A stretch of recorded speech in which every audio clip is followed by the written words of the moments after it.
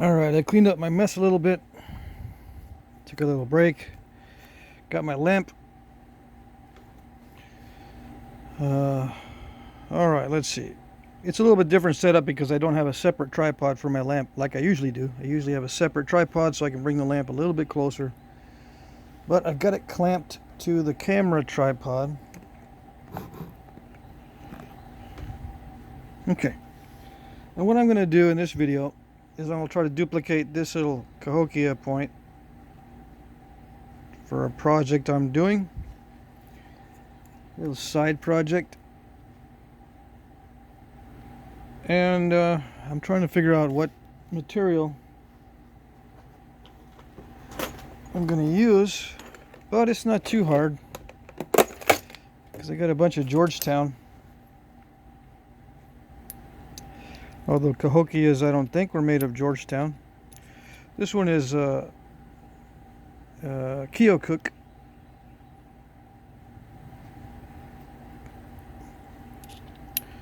But I'll try the Georgetown anyway, just because I have a lot of it.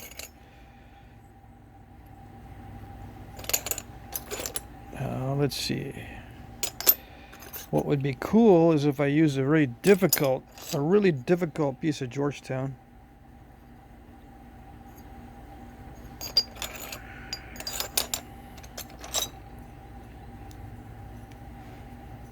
How about one with a curve in it? Yep. Alright. You win. Okay, so I got nothing better to do on a Saturday night.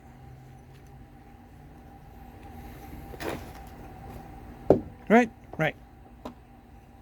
Oh yeah. I got my little trusty grain scale available. Let's see just how much this little Cahokia point weighs. 38 grains. Is this an exact reproduction? Well, according to the dimensions it is. I mean, Cahokia points were made of this size. You gonna keep us in suspense? What size is it? Let's see. Let me see. I don't even know. It's like 1 3/4. Almost 1 7/8. I don't know. What is that? 13/16. 13, 40. I guess, right? When are we going to switch over to millimeters? I don't know. What is 45 millimeters? Oh, let's see. What is the other one? It's like, I don't know, 23. No. 7/8 wide. Whatever that is in millimeters. Okay. Enough of that. I haven't started chipping anything and it's already 3 minutes. Dang it.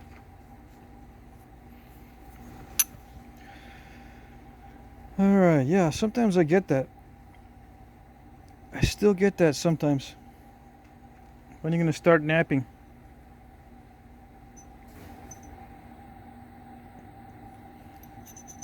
You know, most of those complaints come from people who do nothing but think all day. They do nothing but just use their brain all day. They want to see other people do stuff physically, but they're sitting there doing nothing but brain activity. Is it hypocritical? I don't know. I mean, it's a valid point. I still haven't started.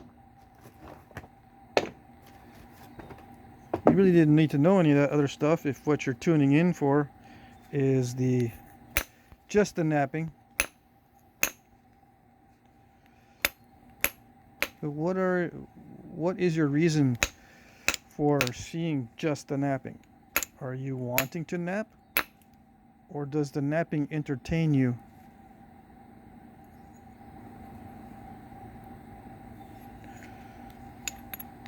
Or does it keep you from being bored?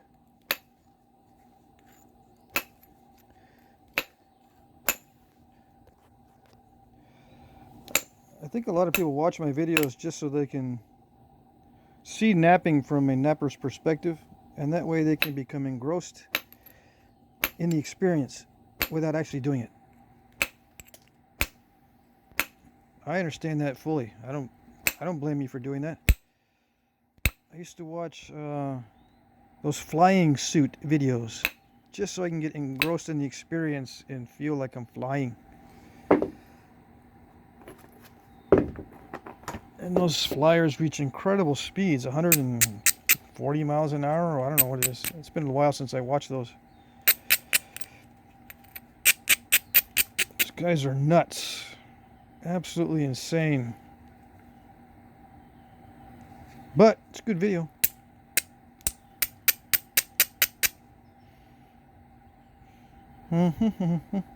Yeah, you can make arrowheads out of curved flakes as long as the arrowhead will fit within the curve somewhere. I'm going to have to lose some length here. I don't know which side yet because I intentionally made it more difficult by including some of the Cortex. You don't know how deep it goes, so I have to be careful about what I'm doing. I could risk it, remove this back part, and then try to deal with the Cortex without knowing how deep it is, but I won't do it that way. I want to remove the Cortex before I go ahead and do it, just like they did in the old days. Yes, if you look at artifacts, the vast majority are without Cortex for a reason. It's because this Cortex, C-O-R-T-E-X, is weak. It's not really good for arrowheads. It doesn't flake well. It's not sharp on the edges for very long. Sometimes it can start out sharp, but it'll dull quickly. It's just the rind or the covering of the stone nodule. It's not really worth anything in most cases.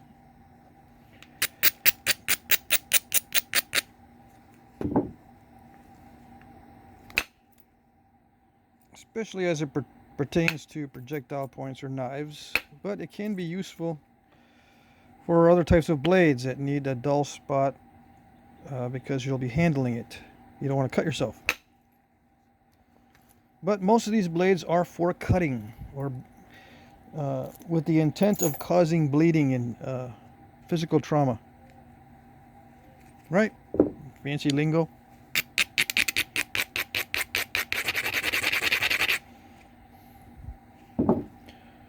I'm not going to do fancy lingo in these videos. Not that I know any, but I could research some fancy lingo and spring it on you guys and you don't know what the heck I'm talking about.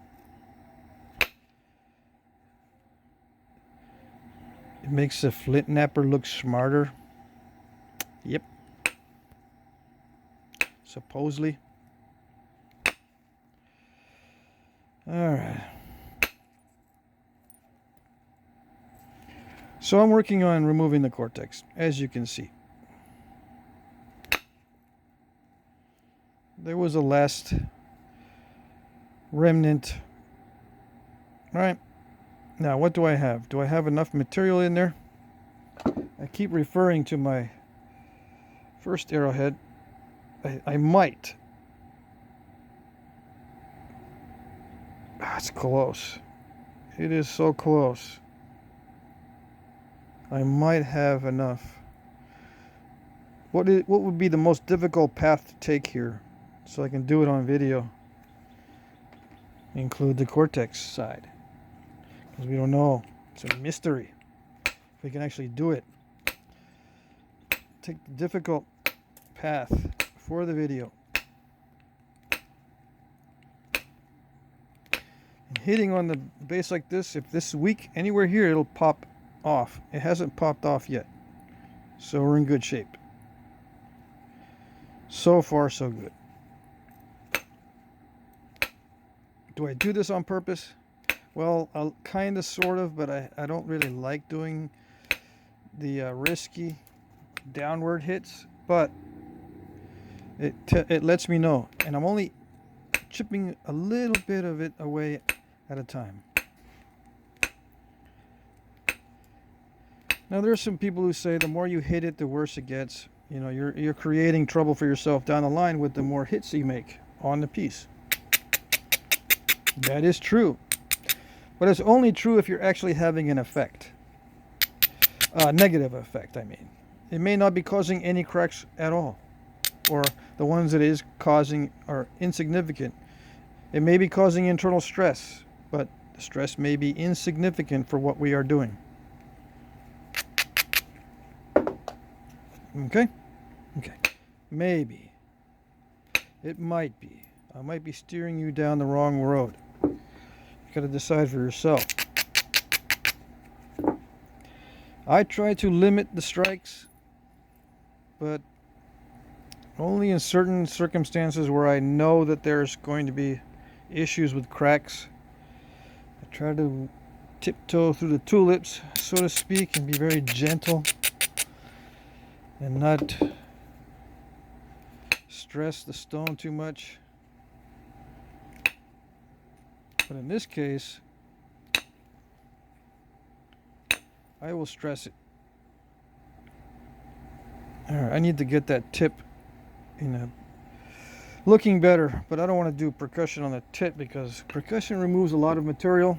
In this area, I don't want to remove a lot of material, so we'll go to some pressure, which means we get to talk about stuff while I'm doing the pressure flaking.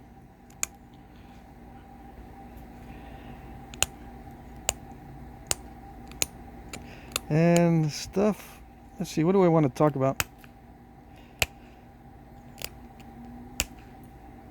Oh yeah, I gotta do some arrowheads. I mean, I got some requests. That's not it. Oh gosh, what does my notes say? I already did the Cody knife, Lake Mojave, Pelican. I gotta do the Hell Gap still. Dang it. And there's another one. I just had a request by email for another one.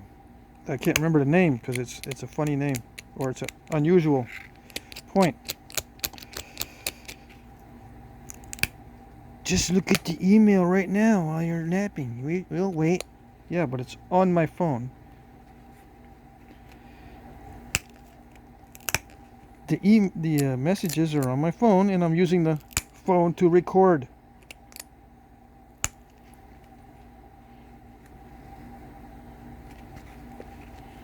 Yep. Yeah, my wrist is doing okay. We'll see after tonight. I'm going to be doing a lot of stuff tonight. It's getting late, but oh well.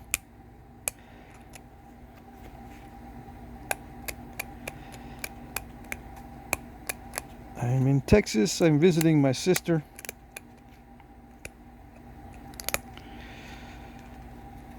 It's a very nice night. If you like Texas weather, which it's okay, I suppose. I much prefer a little bit lower temperature than 80s and 90s.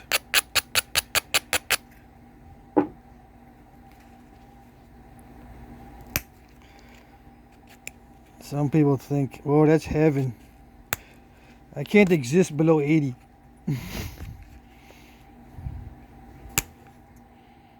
Yeah, I know.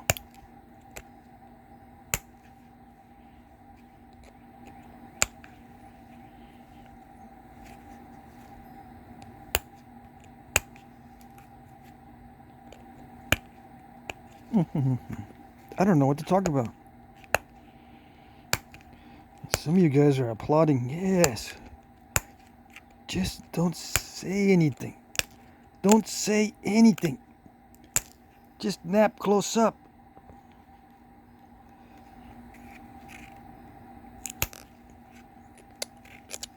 You know, there's another channel called Shut Up and Nap. He's smarter than you. Yeah. That's what he said.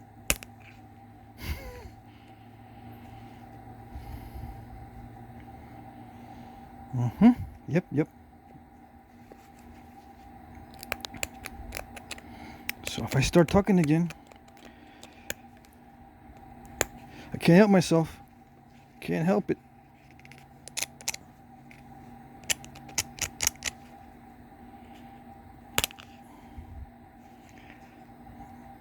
What may be strange to some of you guys who are just tuning in is I don't like to talk during the videos. Yeah.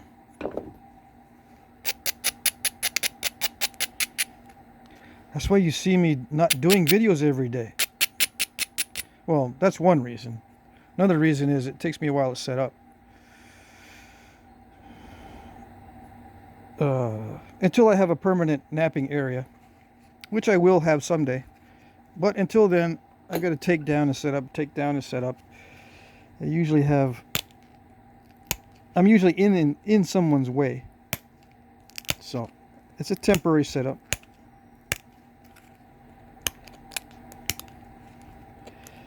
But I kind of like it that way. I mean, you can overdo it and your health will suffer. I've seen some guys' work areas that are covered with silica dust and non-ergonomic setups.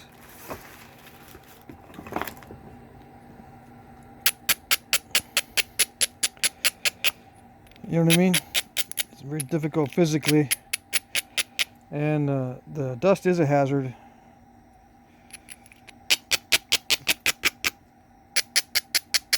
So nap outside if possible.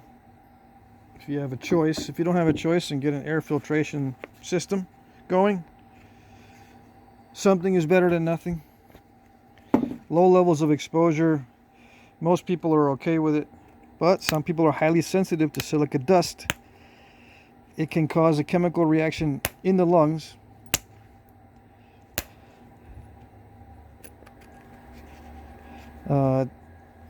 Glass has a lesser effect. You're safer with glass dust than you are with silica dust. Even though it's the same thing, right? Supposedly. But there's other things in the molecular structure that will affect the way the dust interacts with the lung tissue, which is a fancy way of saying that silica dust is more irritating than glass dust. Silica dust from rocks like this, like flint, is more irritating to the lungs than glass dust or obsidian dust.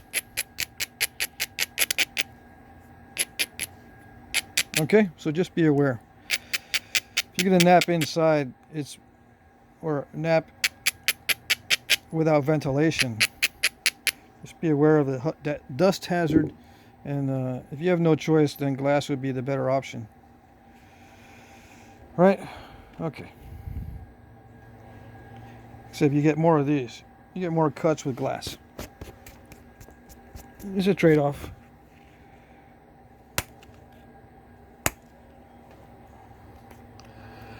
Alright, so this is raw Georgetown. Let's see. I'm trying to think of a question I got recently. What have people been asking me? There really isn't any new developments in flint napping.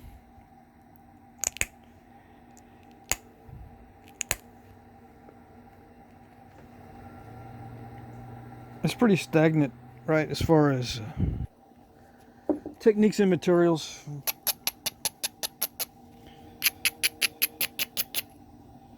Once in a while, someone will come up with a cool jig, a cool device to make fluting easier or whatever. I can't think of anything that's new. Alright, let's see. I'm going to take down this edge on this side. That's the more curved edge I'm going to get rid of. This one's straighter, so I'll keep it. See, as I approach the other edge, it's getting straighter. Right, so it makes sense to remove what is not straight. So I'm going to remove this edge, but doing it with pressure so I don't break the whole thing, because it is a thin flake. I just made a new pad. This one was made by my friend Sean Dalgetty. My pads are completely oval. They don't have this kidney shape. I'll need to make some and make them available for the auction. I don't know about this auction on Monday, but soon. Yeah, I might have one or two available for the next one. Not this one, but the one after. I got some leather, so I can do it. It's just a matter of setting aside the time.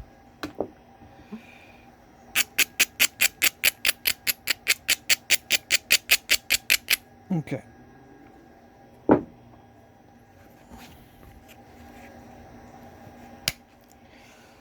Gosh.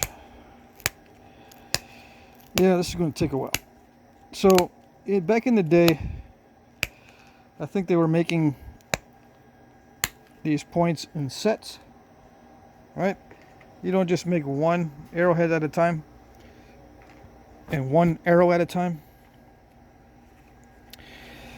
If Ishii is a good example, he would make like 5 arrows at a time. Right? I think that was the deal. I need to look at that again. But he would make a set of arrows. He wouldn't just make one and then do other stuff and come back and make another one, and then do other stuff, come back, make another one. No, he'd make a bunch at once. That means he either had a stash of arrowheads saved up, maybe he did make them one at a time and just saved them up, or made them as a set. In any case, you have to use one as a pattern in order to make them equal, so that your arrows are not flying everywhere in different ways. You want to keep the arrows as consistent as possible between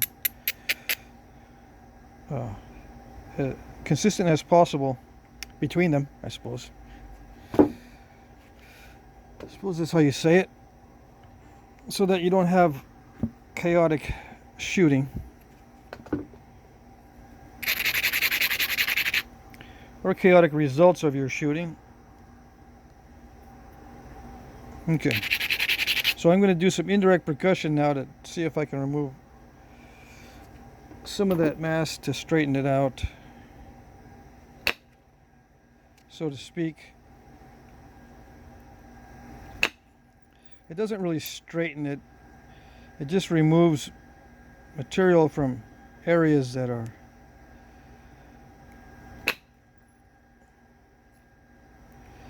too high or too low. Hopefully from both the high spots and the low spots. Or, I think you know what I mean. If you don't, just keep watching. If you don't know exactly what I'm doing, just keep watching. It's harder to make a set than it is to make one at a time. If you just go with the flow, it's much easier.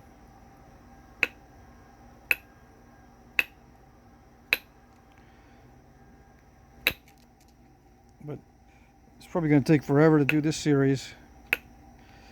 Another hour and a half. Because I'm going to make a set. Or I'm going to make a matching arrowhead.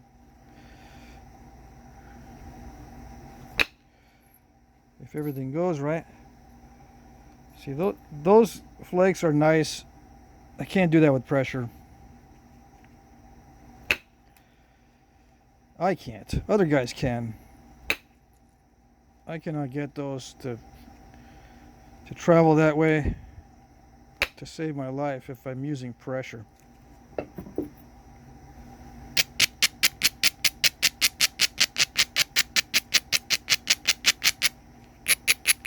And it's probably because I don't need to.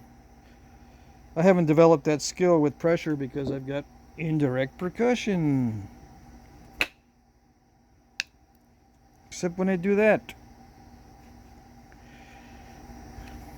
I'm not supposed to.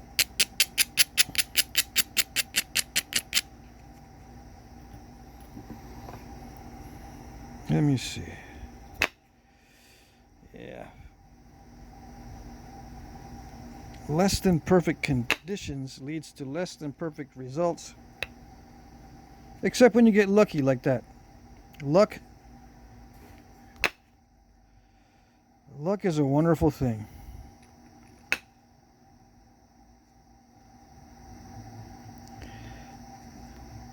Except for bad luck, of course. All right.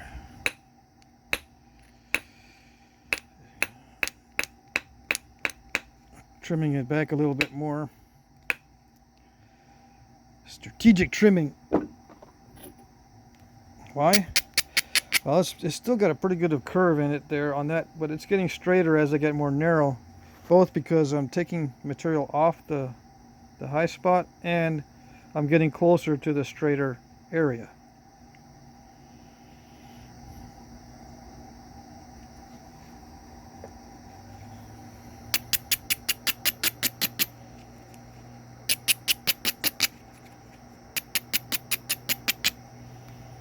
Am I going to notch it in this video? Or am I going to make it? Yeah, I'm going to make the complete arrowhead from start to finish and measure it and see how close I get to the other one.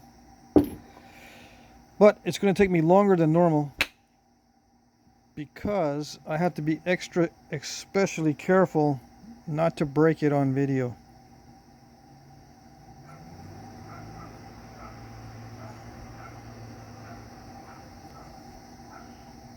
Right, because then that would waste everybody's time. Of course, I don't have to upload it if it breaks. Sometimes I don't upload these videos.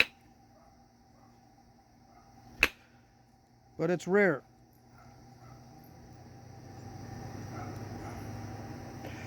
Now, it broke as I was talking about breaking because I knew I was getting thin.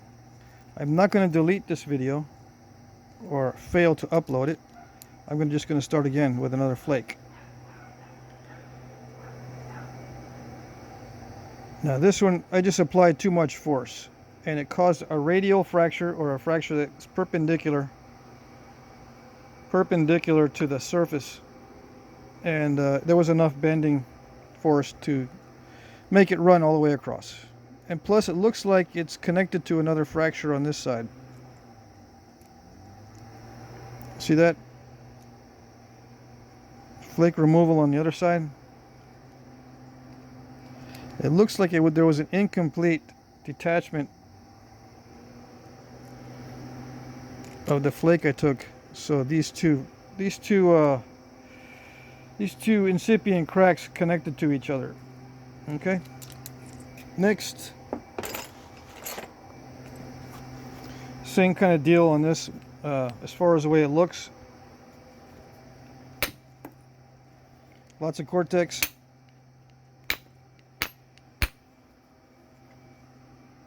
Plenty of room though.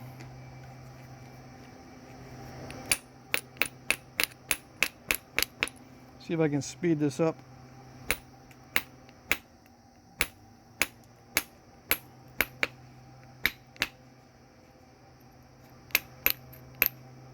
This flake is straighter than the other one, so I don't have that issue.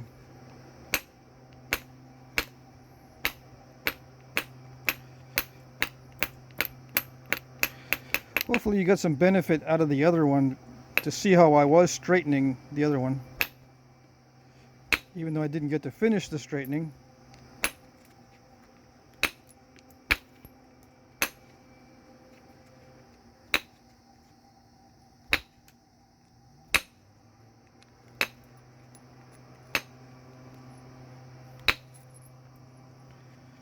So I ran a flake across here like that. It would behoove you to learn how to do those kinds of flakes. It solves a lot of issues quickly.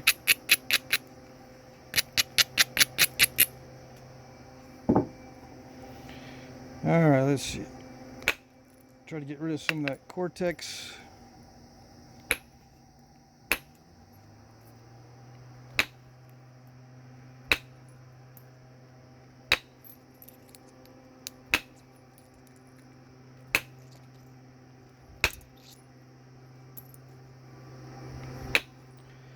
Alright, most of the Cortex is gone.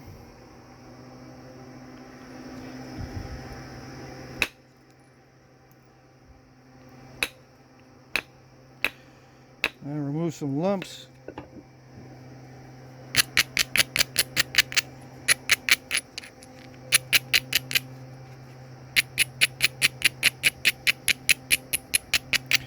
If on that last piece that I snapped, would it have snapped if I was just going with the flow? Probably not. It snapped because I was trying to conform to a shape ahead of time. So did the old guys waste more than we do now? Probably yes, because they were making these things in sets, which causes more waste and takes more time. Okay? All right, I'll continue on the next segment.